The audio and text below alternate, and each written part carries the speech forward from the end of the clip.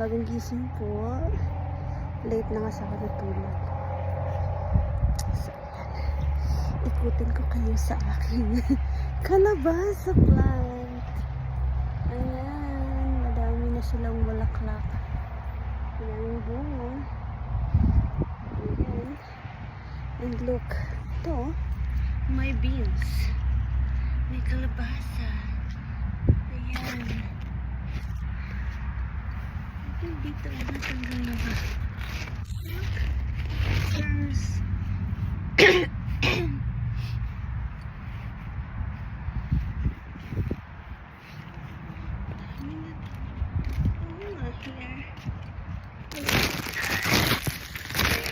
Saan yung bunga dito? Yung diba? Yan sila.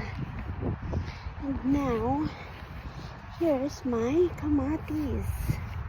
May kamatis na marami na siyang bunga sa ilalim. Look. Ito pa sa ilalim. Yan lang siya. So happy. Diba? Ang kalabasa. Ayan, bulaklak. So nice. So nice. Here I go. Punta tayo sa aking lettuce na sobrang ano na sila. Ito yung last batch. There's my lettuce. Lettuce. And, yeah. How's that?